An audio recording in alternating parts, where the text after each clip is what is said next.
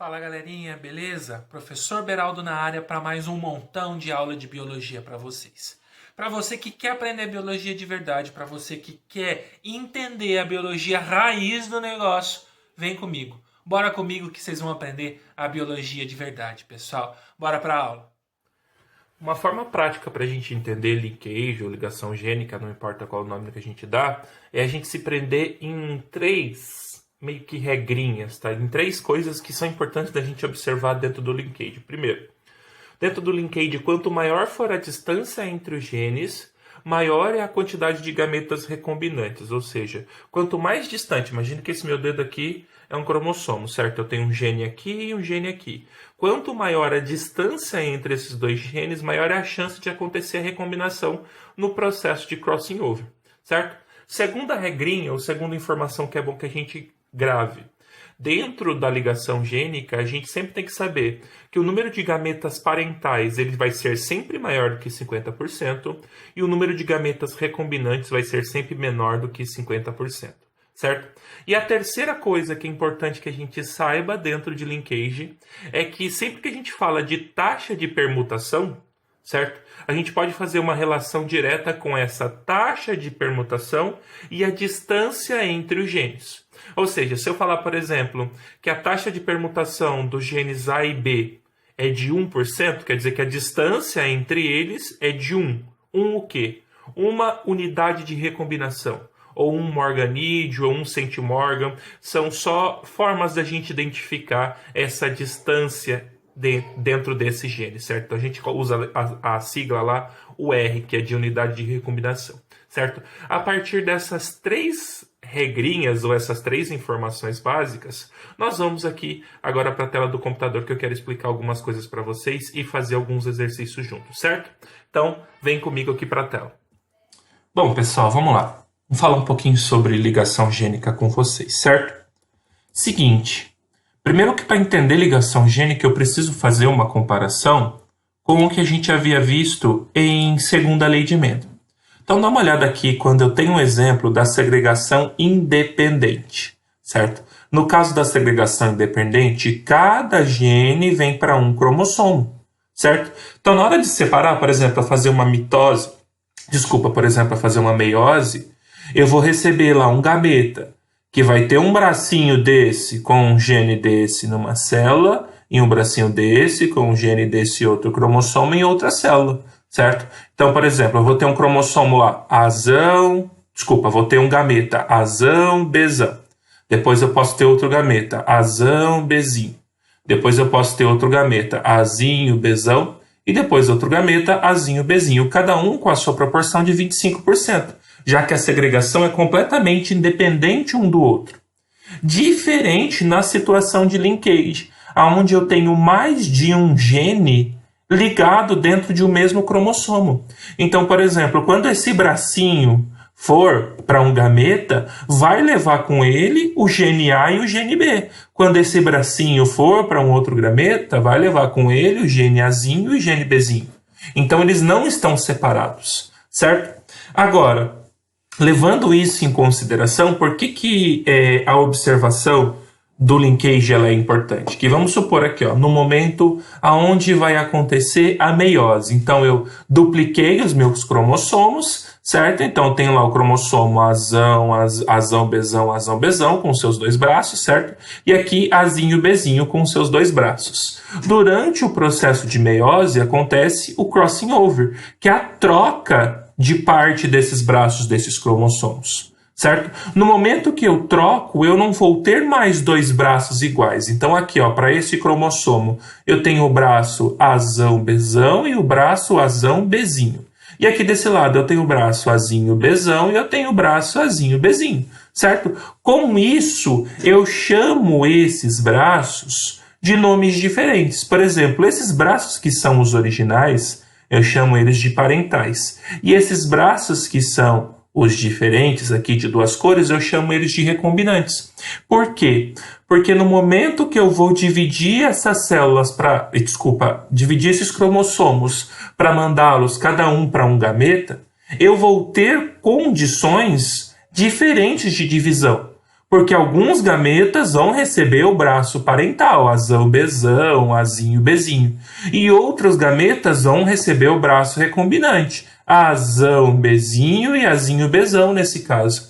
E a proporção desses recombinantes e parentais na formação dos gametas depende da distância em que esses genes estão dispostos dentro de cada cromossomo, certo? E é isso que estuda a ligação gênica, é exatamente esse fator, qual que é a proporcionalidade de formação de gametas a partir de braços parentais e braços recombinantes, o que leva a gente a conhecer mais fatores dentro da genética. A gente não deve esquecer a primeira e a segunda lei de Mendel, mas as proporções esperadas na primeira e na segunda lei de Mendel, elas não são mais aqui esperadas nos casos de ligação gênica, nos casos de linkage, certo? Para a formação do linkage, os genes dentro dos cromossomos, eles têm duas formas de se arranjar. Ou eles no mesmo, aqui ó, cromossomo, se encontram apenas genes dominantes, como é o caso aqui, ó, azão e bezão, e do outro lado apenas recessivo, azinho e bezinho, ou eles se encontram de forma dominante e recessiva em um único braço, como mostrado aqui, ó, azão e bezinho, e aqui azinho e bezão. Isso configura dois arranjos. Quando os homozigotos, quando os dominantes, se encontram em um único cromossomo, eu chamo de arranjo cis. Certo? Representado aqui por azão, bezão, barra, azinho, bezinho, certo? Quando eu tenho os dominantes encontrados em cromossomos diferentes, olha, eles se encontram aqui ó, na diagonal, certo? Se encontrando nessa diagonal, eu chamo de arranjo trans, que é representado por azão, bezinho, barra, azinho, bezão.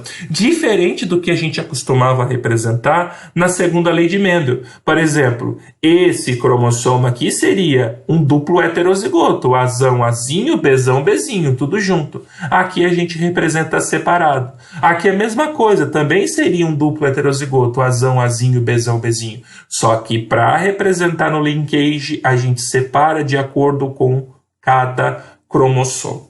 Certo, pessoal? Vamos fazer alguns exercícios para a gente tentar compreender melhor como é que funciona esse processo de linkage. Bom, galerinha, aqui eu tenho um exercício, só assim, digamos, representativo, né? Um exercício muito simples, para a gente entender um pouquinho sobre ligação gênica. Olha aqui esse exemplo. Ó. Suponha um duplo heterozigoto, azão, azinho, bezão, bezinho, em que a taxa de permuta entre os genes azão e bezão, situados em loci diferentes de um mesmo cromossomo, ou seja, situados em lugares diferentes, porém, de um mesmo cromossomo, com os respectivos alelos, é de 20%. Qual é a distribuição dos gametas após a recombinação? Então, a primeira coisa que a gente deve fazer é construir, certo? Os nossos cromossomos, pessoal. Então aqui, ó, ele falou que azão e bezão estão em locis ou em lugares diferentes de um mesmo cromossomo. Então eu coloquei aqui, ó, azão e bezão, lugar diferente, porém no mesmo cromossomo. E no outro cromossomo, azinho e bezinho. Automaticamente, por construir dessa forma, a gente já sabe que ele se encontra na posição cis. E o que ele me deu mais de informação? Ele falou que a taxa de recombinação com os gametas, com os genes dentro desses cromossomos é de 20%. Ou seja, vamos supor, eu tenho aqui 80% dos meus gametas formados com azão, bezão e azinho, bezinho. E apenas 20% vai ser de recombinante. Como que eu sei o que é recombinante? É quando eles fazem o crossing over, ou seja, eu vou trocar, aqui vai ficar azão, bezinho, e aqui vai ficar azinho, bezão. 20% dos meus gametas serão azão, bezinho e azinho, bezão, que são os recombinantes, certo? Bom, vamos entender um pouco melhor isso aqui. Como eu disse, ó, tem a taxa de recombinação acontece, ou seja, o crossing over acontece aqui embaixo. onde eu tenho 20%, que é o total da taxa de recombinação.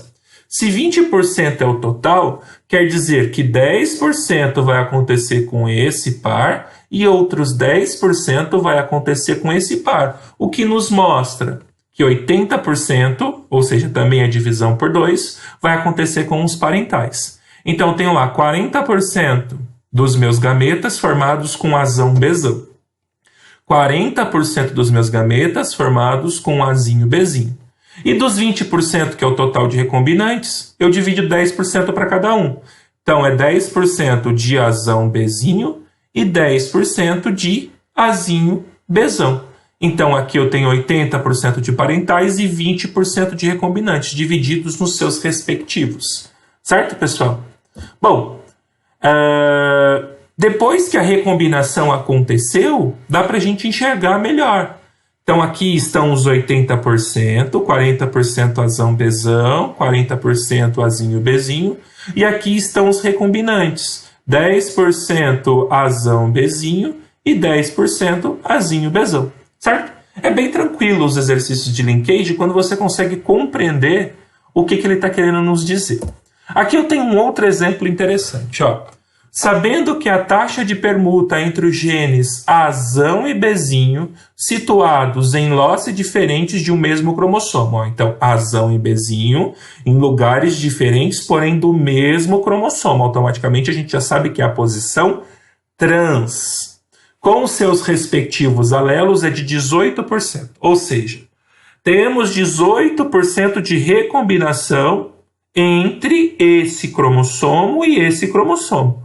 Ou seja, do total de 82% de de gametas parentais, certo? Eu vou ter, então, 41% de azão bezinho, 41% de azinho bezão, e dos 18%, eu vou ter 9%, que é a metade, de azão bezão, e mais 9%, que é a outra metade, de azinho bezinho, que é depois de ter ocorrido o crossing over, como é mostrado aqui para vocês, pessoal. Ó. Então, aqui são os gametas, certo? Com a sua taxa de recombinação. Aí ele diz assim no exercício: indique a distribuição genotípica resultante do cruzamento de um duplo heterozigoto com um homozigoto recessivo. No homozigoto recessivo, pessoal, eu só vou ter... só fazer uma correção aqui para vocês, ó. Na hora de digitar acabou ficando maiúsculo. Então, feito o cruzamento, quando eu pego o duplo homozigoto recessivo, ele só vai gerar um tipo de gameta, que é o azinho bezinho, certo? Juntando esses dois caras, qual que é a proporção genotípica dos indivíduos obtidos? Então, quem vai mandar, na verdade, nessa proporção é o duplo heterozigoto, porque esse carinha aqui só gera um gameta, então ele não influencia nessa proporção. Fazendo o cruzamento de azão bezinho com azinho bezinho, eu tenho 41% de azão azinho bezinho bezinho.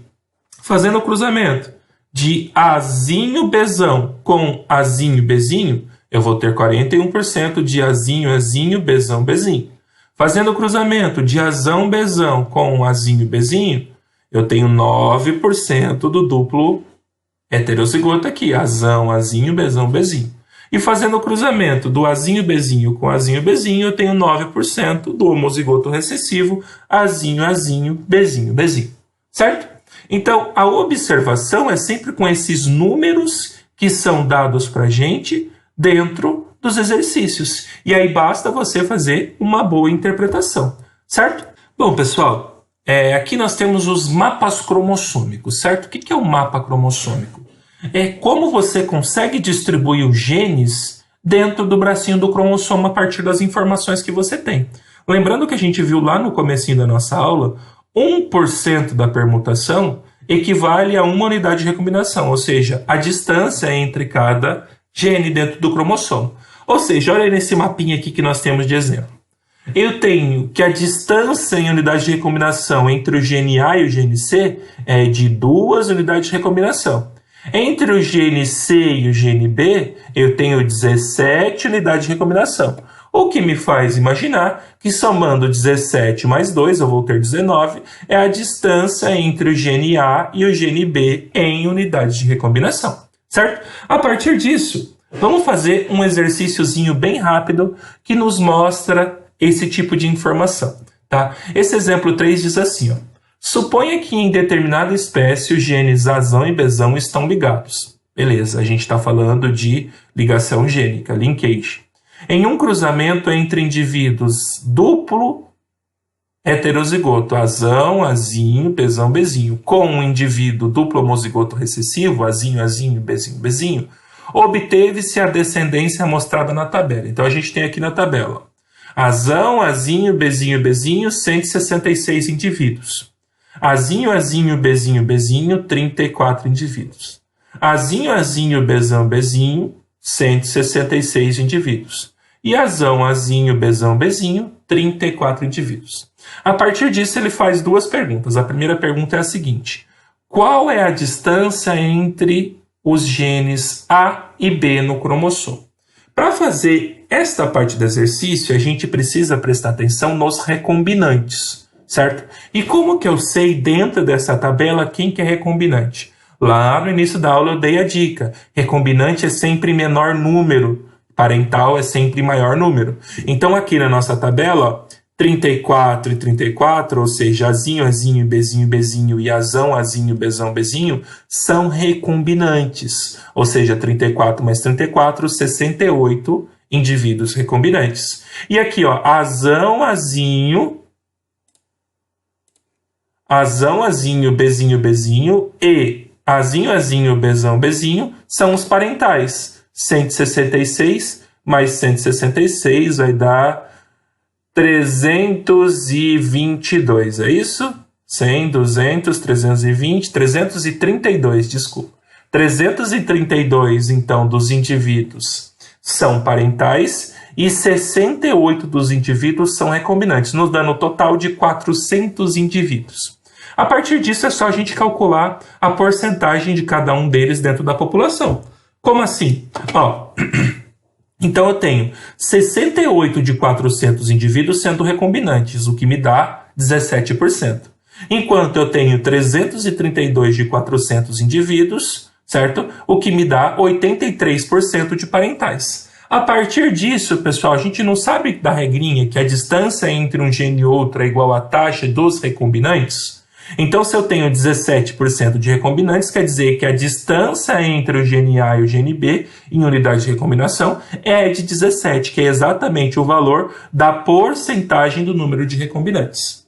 Agora, para a letra B, ele pergunta assim, o indivíduo Azão, Azinho, Bzão, Bzinho é posição cis ou é posição trans? Como que eu sei isso? A gente tem que olhar agora para os parentais e não para os recombinantes. Quem são os parentais? Esse carinha e esse carinha, certo? Eles são os nossos parentais, certo? Desse cruzamento, a gente observa, ó, tem lá os dois gametas, duplo, heterozigoto, os dois indivíduos, duplo heterozigoto e homozigoto recessivo. Quais são os gametas dele?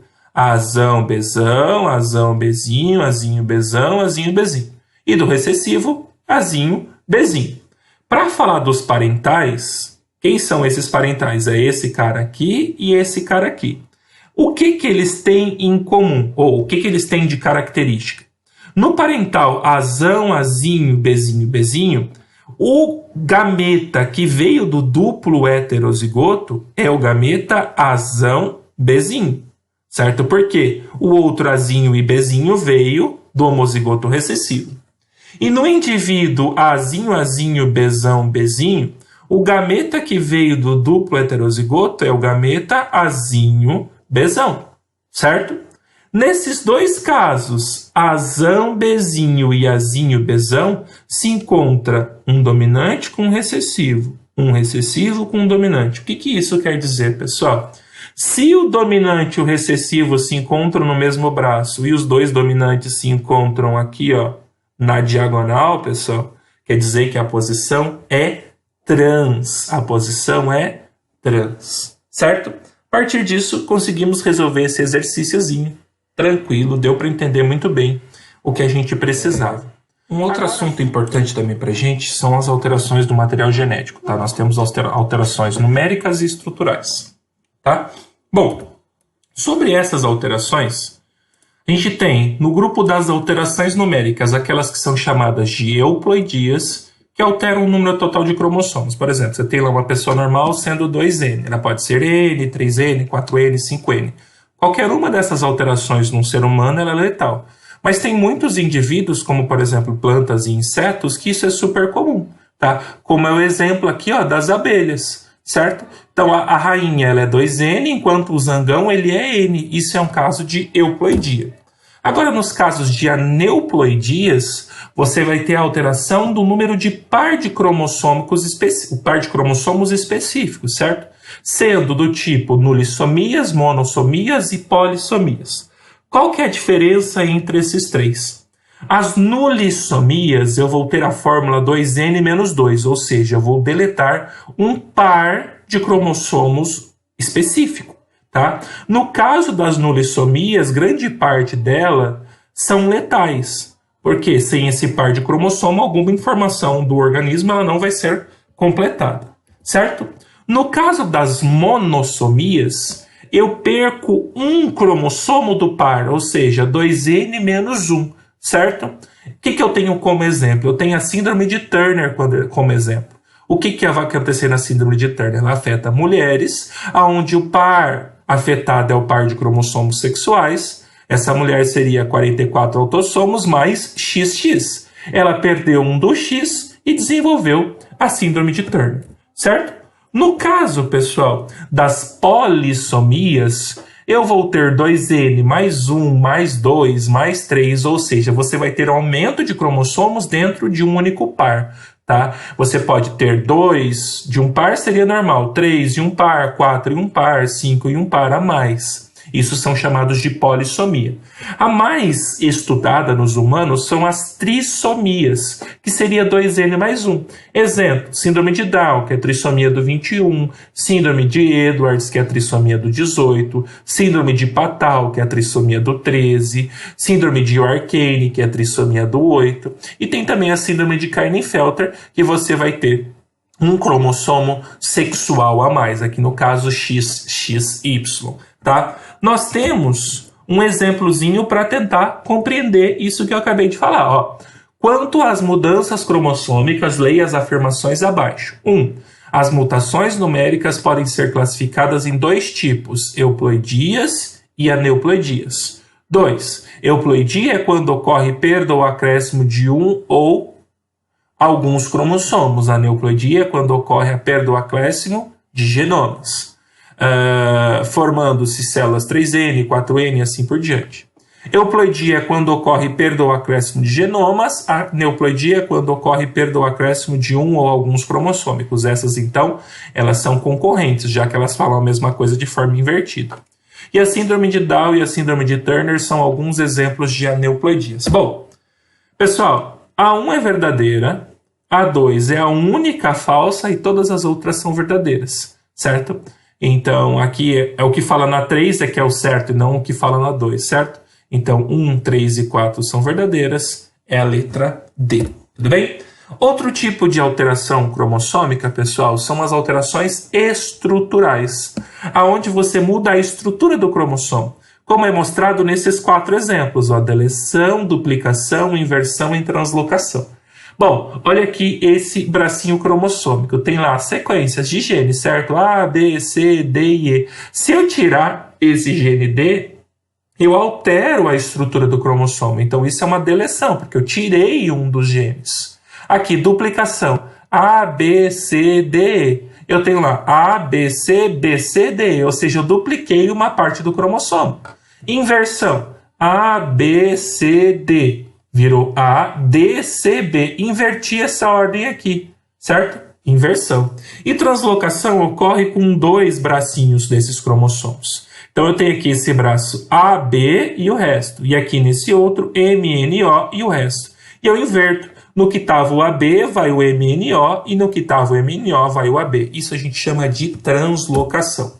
Gera algum problema? É claro que gera. Toda vez que a gente tem uma mudança nessa sequência, eu posso alterar, por exemplo, qual que é o aminoácido que está sendo produzido. Aqui nesse exemplo, ó, eu tenho lá no RNA mensageiro GAA e no que sofreu mutação GUA. O que muda? Muda que antes produzia um glutamato e agora vai produzir uma valina. E o que isso faz na estrutura? Faz que na célula, no gene normal, você tem a produção de uma hemoglobina normal, enquanto no que sofreu a mutação, você vai produzir uma hemoglobina S, que seria a normal mutante, responsável pela hemácia falciforme, que vai gerar a doença chamada anemia falciforme. Certo, pessoal? Outra coisa que é importante que a gente, para finalizar essa aula e essas nossas conversas, são as atualidades em genética. Tá? Então a gente tem lá como atualidade a ideia de DNA recombinante, onde o homem usa algumas tecnologias de inserção de trechos dentro de uma molécula de DNA de algum indivíduo para que ele faça a produção de determinadas substâncias, como é o caso aqui, ó, da insulina humana. Você, por técnica de DNA recombinante, consegue fazer com que o trecho do DNA circular de uma bactéria seja modificado e ela passe a produzir a insulina. No caso da clonagem, nós temos a clonagem terapêutica e a clonagem reprodutiva. A terapêutica é quando você precisa, por exemplo, clonar determinados tecidos, células e tudo mais para corrigir algum problema numa pessoa, uma doença e tudo mais. Enquanto a clonagem reprodutiva é simplesmente para produzir novos indivíduos a partir de um clone, como é feito lá no nosso exemplo clássico da ovelha Dolly, foi clonagem reprodutiva. Organismos geneticamente modificados, que são os transgênicos, eles são muito produzidos hoje na indústria agrícola para gerar mais eficiência na produção. Então, a busca por transgênicos é a busca de produtos agrícolas que resistam melhor a pragas, consigam gerar mais frutos, gerar mais sementes em uma única planta, aumentar a produtividade. É o maior uso dos transgênicos hoje dentro da agricultura. E existe também um aconselhamento genético, certo? De acordo com algumas probabilidades, a gente consegue saber qual é a chance de um casal ter um filho com determinada alteração genética. E aí uma geneticista faz esses cálculos e mostra aos pais qual que é a probabilidade real deles, se eles tiverem um filho, de ter determinada alteração gênica. Por isso as pessoas têm condições de decidir se vale ou não a pena investir em um filho com esse casal, certo? Bom, pessoal, aqui na nossa tela nós já vimos bastante coisa, certo? Vamos voltar então para a telinha do celular para conversar mais um pouquinho com vocês. Bom, galerinha, depois dessa... Sempre falo que vai ser uma aula curta e eu vou lá mando 5 vídeos de 6 minutos. Então não consigo cumprir isso. Infelizmente, biologia ela não é tão sucinta assim pra gente falar, é isso e pronto. Tem sempre algumas coisas que a gente precisa retratar, ver mais a fundo, para acabar não caindo numa pegadinha, numa questão. Mas, de forma geral, espero que vocês tenham entendido sobre o linkage, tá? Prestem, a maioria das questões do linkage depende da nossa interpretação e da nossa atenção. Então, e chegamos ao fim de mais uma aulinha de biologia, pessoal. Espero que você tenha entendido tudo, espero que você tenha arrebentado aí nessa aula. Se por acaso não entendeu, ó, dá uma voltada no vídeo, assiste de novo e estuda pra valer, galera. Um abraço, até a próxima aula. Um abraço do professor Beraldo.